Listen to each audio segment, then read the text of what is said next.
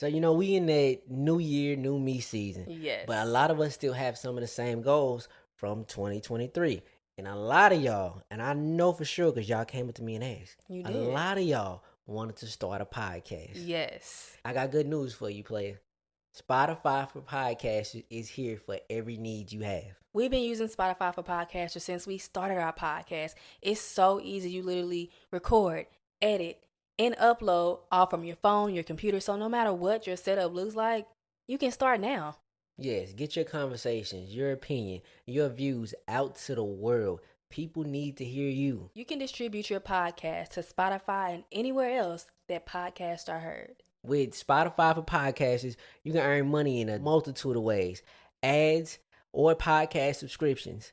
I mean, it's an easy way to get your visions out to the world and earn some extra pocket change. Yeah, my favorite thing about all of this is free 99. Yes. They don't charge you a dime. So you really got nothing holding you back. Today, not tomorrow, today. Let's be heard. Spotify for podcasters. Let's be seen. I found myself stuck in the in-between stages of my life for what feels like a very long time. And being in this stage, the in-between, amidst transformation can feel confusing. You can feel lost, discouraged, and honestly just lose faith in what you believe is for you. Recently, I came across a quote by Marcos Alvarado, and it goes, "You are not lost. You're just in an uncomfortable stage of your life where your old self is gone, but your new self isn't fully born yet. You're in the midst of transformation." And I never felt more seen and understood. You are not lost. You're just in an uncomfortable space where your old self is gone, but your new self isn't fully born yet. I've never heard transformation, evolution described so beautifully. And although it's super beautiful, this space is challenging. I feel like I've been in this space for 2-3 years. I even remember myself saying, I feel like I'm transforming. I feel like I'm transforming. And the thing about transformation is an ever-going process. And for me, what I'm learning to do is relearn myself over and over and over and over again, because that's what transformation is all about.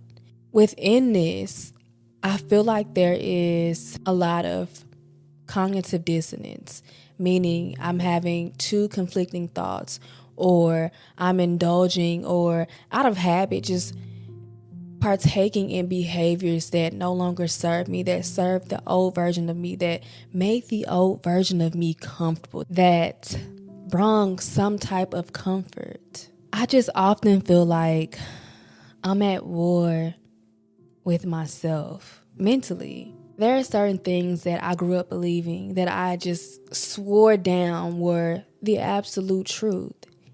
And when it comes to being at war with yourself, you really have to sit down with self and evaluate your thoughts, your values, whatever it is that you believe, and really ask yourself, are these thoughts my thoughts?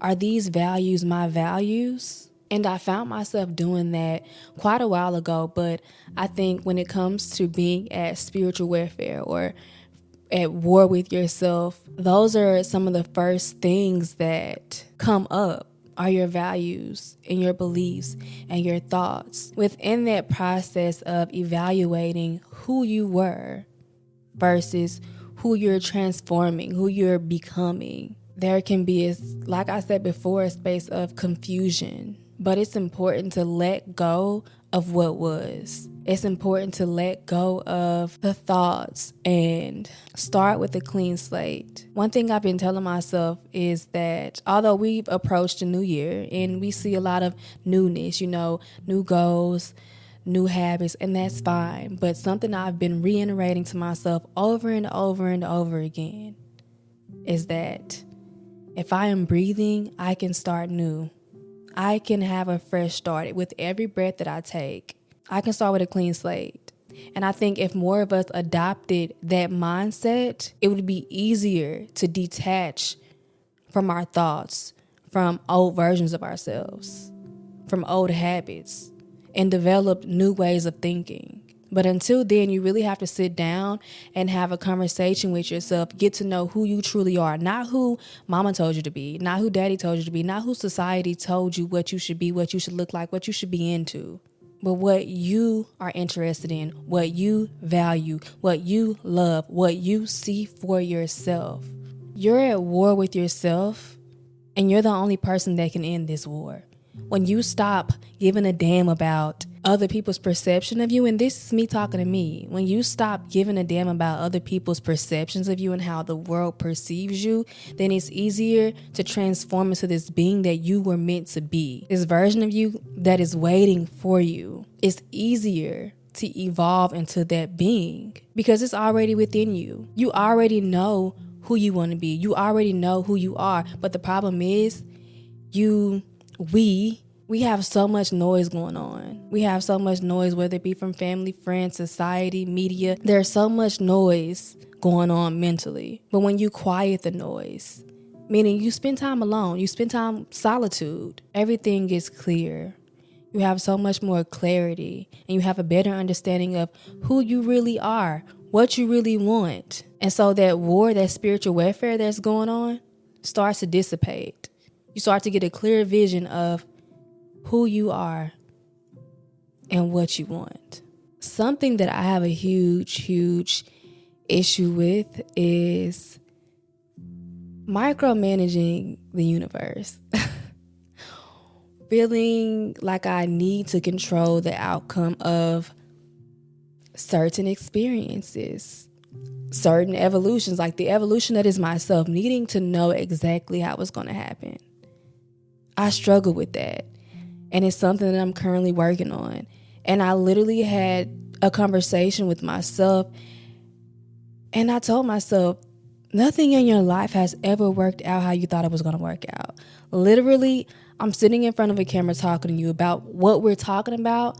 Last year, the year before that, I would have never thought I'd be having this conversation, let alone in front of thousands of people. No matter how many times I practice for said experience, no matter how many times I prepared for said experience or said outcome, nothing has ever worked out how I thought it would work out. And I'm here. I'm alive. I'm breathing. I'm thriving. Everything has worked out, always worked out, better than I could have ever imagined.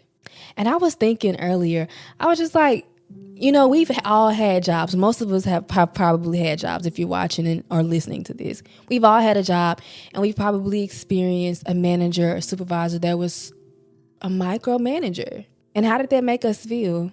Annoyed. Like dang near wanting to quit. And I put that into perspective when I'm thinking about micromanaging the universe with what's for me, or with what I believe is for me, or with what I want the outcome to look like. The universe is fed up. She like, girl, I said I got you. I said I'm doing it. You working, so I'm working. And I think about it like that, and it brings me so much more peace. And it's just another perspective that sheds so much light onto what it actually is that I'm doing. And that habit within itself of micromanaging the universe and wanting things to look a certain way, or not having much faith, honestly, because I be telling myself, like, if you micromanaging, you're not being patient. That equivalates to having little faith. And this new version of me is very much a woman of faith. A woman who believes, a woman who understands that what's for me is for me. What's in the cards for me is for me. And there is nothing that anybody can do to take that away from me, period. But it's easy to cling to old versions of ourselves because it's comfortable. Y'all know about comfort. We cling to it. We crave comfort. I found myself doing old habits, and it's so weird. It's a strange place, because something I used to do 5, 6, 7 years ago, I used to watch YouTube videos of these girls on brand trips and doing all the things that I thought I wanted to do. And I would live through them, and I would disconnect from my current life, and I wouldn't be doing things in my current reality to get to the dream or the manifestation that I wanted. So I find myself sometimes having the urge to be comfortable, because that was my comfort place. Because truth be told, at that time in my life, I was very depressed. But that was my comfort zone. And I found myself reaching for that comfort. But the new me is like, no, ma'am. Let's pick up a book. Let's listen to an audiobook, a podcast. Let's watch someone on YouTube who is inspiring, who is talking the talk that we want to hear, who aligns with the person that we are today. Because once I fall back into those habits, it's just like, yeah, I've outgrown this. So I'm leaning into the person that I am today. I'm also giving myself grace if I fall back into these habits or try to fall back into these habits, because I think it's important. The important part is I noticed it. This new version of me, because I feel like they're this old version, like the devil and the angel, the good and the bad.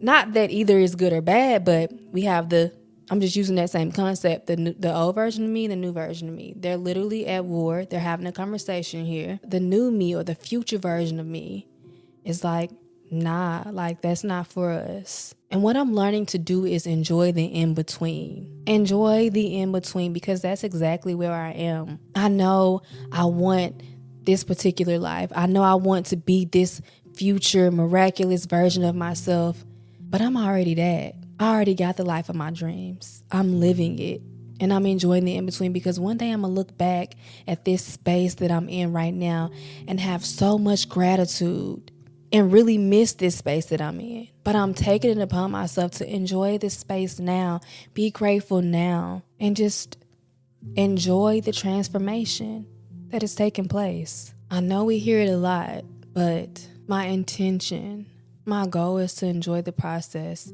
enjoy the journey, and find peace, joy, happiness, and abundance in the now. Because if I can't find it now, I'm always going to be looking for it in the next place, in the next place, in the next place. And that's not what I want. So intentionally, purposefully, I'm going to enjoy the in-between and trust that everything is working out in my favor. The universe is conspiring in my favor.